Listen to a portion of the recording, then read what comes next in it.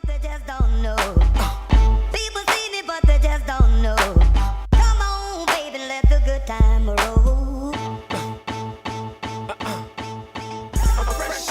Hey, what's up, guys? Welcome to the Lone Red Seat. We're very excited to bring to you our first video podcast. I'm Ian Barber, and with me today is Ryan Belageron coming at you from College Park, Maryland. What's up, Ryan? Not much, man. How you been? Not too bad. You know, we got some snow up here in Maine. It's cold as shit, but, you know, I'm having a good time.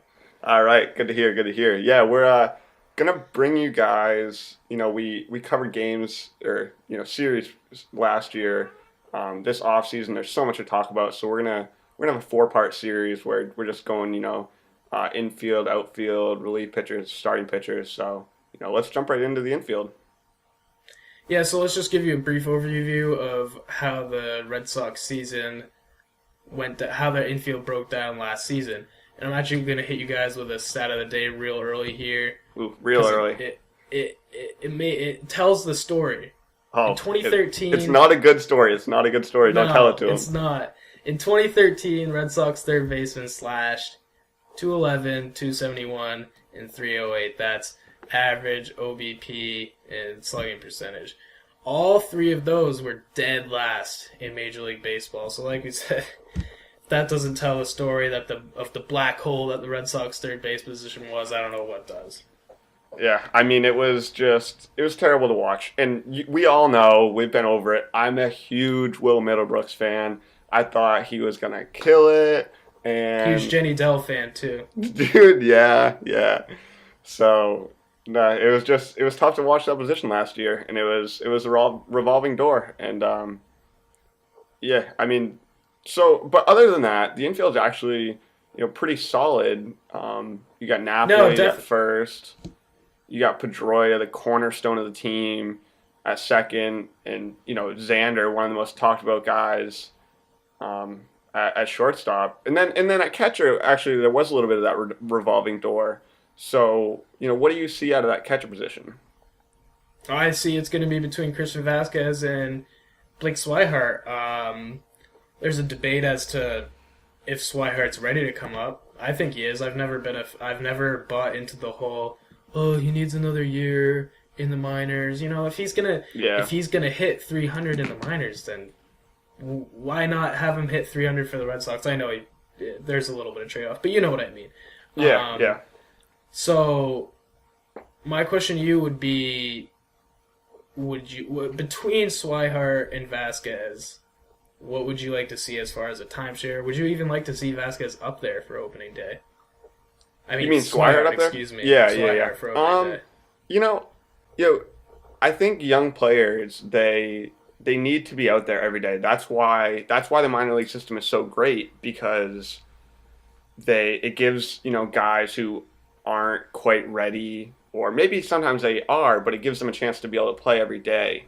And I think at the catcher position, which is kind of unique because, as you've mentioned, you don't want a guy playing every single day at the catcher position, but you also don't want one of these guys sitting on the bench for most of the season. So I would like to see a battle in spring training for the position. I want Farrell to come out and declare, you know what, this is an open spot. We don't have a starter right now.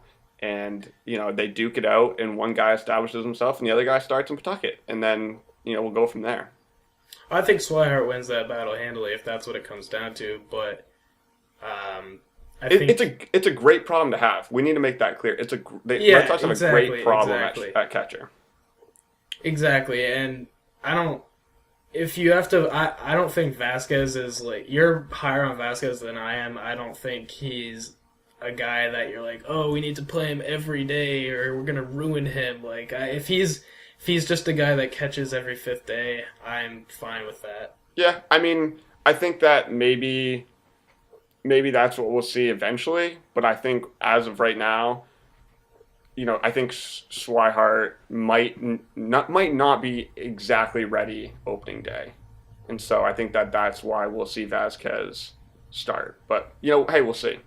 I'd agree with that. And like you said earlier, the corner, or up the middle as far as second base and shortstop are pretty much set. I mean, second base, agree. There's no debate. Right. Dustin Pedroia is the cornerstone of your franchise. But at shortstop, I'd say there's no debate. Some people might disagree with me after watching Xander Bogaerts last season. It's not a debate. I think the debate would be, is Xander Bogaerts your shortstop or your third baseman? I don't think it's a debate on the fact that he's starting in the infield. It's just a matter of where. And so when we go over to third base, do we have to? we do. We talked about this. This is going to be third base is going to be the brunt of this podcast. So when you start thinking about the third base position, there's not much in the way of talent in the farm system. This is a stacked system, one of the most stacked systems in Major League Baseball. But it is not stacked at the corner infield positions. You got Mookie Betts, who's truly a second baseman. Yeah. We'll get into him in our outfield a little bit more. And then you have Marrero behind Bogaerts at shortstop. And then, like we said, you have the Swihart-Vasquez platoon at catcher. So the system's strong up the middle, but it's not strong at all on the corners. Right. It's not strong where the Red Sox need it the most. Exactly. And so, other than Garen Cecchini, who if that's how you actually pronounce the guy's name. No, I mean, I think it's Checheny. That's what they have on the pronunciation guide, but like, I'm still gonna call him Checheny because it's just. I like the Chech, like that's what I'm gonna call him. Yeah. So, anyways, other than Garen Ceccheny, who had kind of a disappointing year, you don't have much in the way of prospects at the corner position. So. Right. That leads you to the free agent market, where there's been a lot of talk surrounding the Red Sox. Yeah, Ben Cherington right now, he's got so much to do, and one of those spots is at third base. Pablo Sandoval just won the World Series, is known for being a great hitter in the postseason, and now all of a sudden everyone wants to throw him 6 years, $120 million. Don't do it. Don't do it. Chase Headley is the guy I want everybody to be talking about. He's a pretty comparable player. Doesn't hit for quite the average that Sandoval does, but he has a higher career OBP by 1 point. So it's just like, and he is definitely a better defensive third baseman. So by far, and you can get him. I think, hey, I'm not sitting in the MLB front office right now, but I think that from what I've heard, you can get him for 3 years and slightly less money. So why not do that? If you're going to go and spend money on the third base position, I think it should be Headley. Yeah, I'm not going to disagree with you there, but I don't think I hate Pablo Sandoval as much as you do. No, this hate's kind of come out of nowhere, to be honest with you. Like, when I was watching the World Series, I was actually like, man, I hope the Red Sox get this guy. But then you heard. But the more I thought about it, I was like, damn, that guy's fat. He's not skinny. I mean, I'm not gonna. And he's gonna, he could get fatter. Like, he could. The problem is, like, how fat's that guy? He doesn't cut his caloric intake, he will get fatter. How fat's that guy gonna be at the end of a 5-6 year deal? I don't know if Here's the thing. Everyone is talking about, if he gets, overweight and he can't play third base anymore, then we'll just put him at DH because Ortiz will be gone. I don't want to sign a guy intending that he's going to get so fat that we have to DH him.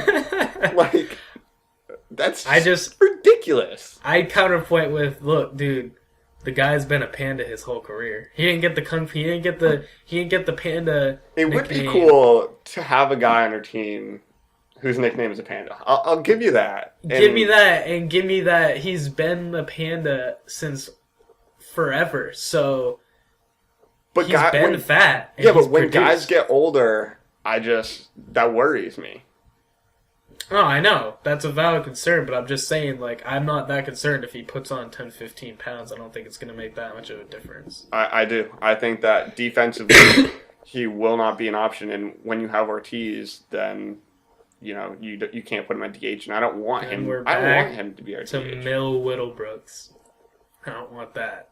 I mean, I kind of want it, but I know that it just can't happen. He's been given his chance, and he hasn't produced, and it really comes down to that. This Red Sox are a team that each and every year have to put a team put a team on the field that is going to compete for the World Series. And right now, if they don't go out and get a third baseman, then a lot of fans are going to be disappointed.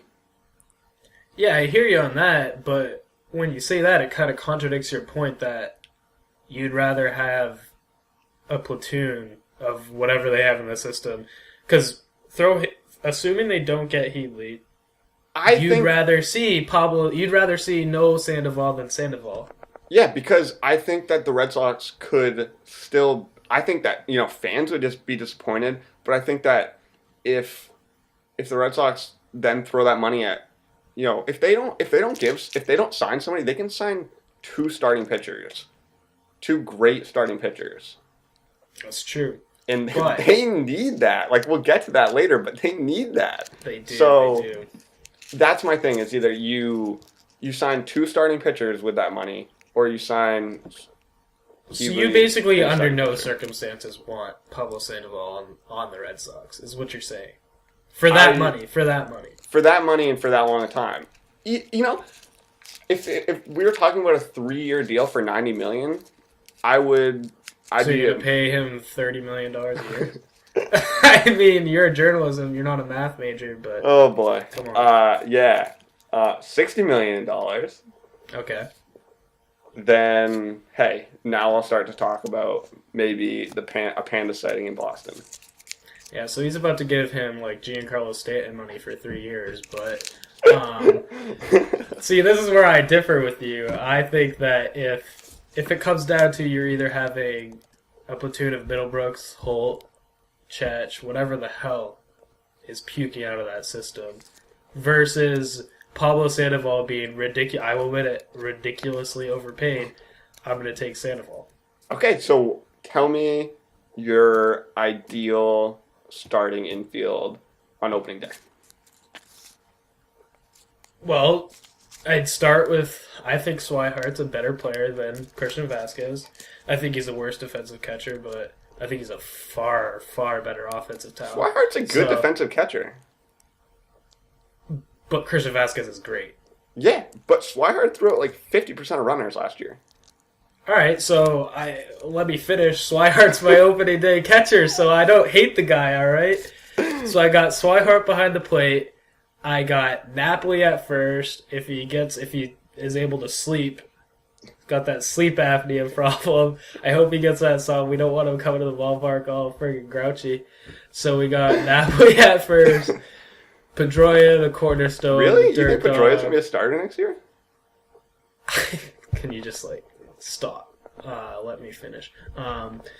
Pedroia at second base, surprisingly, over Sean Coyle.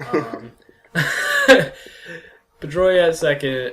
Xander Bogaerts at third. I don't think you move Xander off of shortstop unless you all absolutely have to. I think Xander Bogaerts needs to learn how to be a big league shortstop if you're going to get the maximum value from him. Yeah. And then at third, the black hole. Given money's not an object for the Red Sox, who charge the highest ticket prices in the bigs and owe their fans to put a winner on the field, I'm going to go with Chase Headley. I think he's a better player. I think throw the money out the window, I think he's a better player than Pablo Sandoval. So Headley at third base. Okay. Well, I think that's pretty much what mine would be. I mean, I think Vasquez starts opening day, and I'm fine with that. I do too. And I'm fine with that. So him at catcher, Napoli at first. You got Pedroia at second, obviously. I definitely am with you. Do not move Bogaerts unless you have to. Have him at shortstop, and have Headley at third, or that platoon. I mean, it's not ideal, but if you can prove to me that if we have Lester and somebody another top tier starting pitcher with that money, then hey, I'm fine. I'm fine with that platoon at third base to start the season. All right, so there it is, Ben Sherrington. We just did your job for you.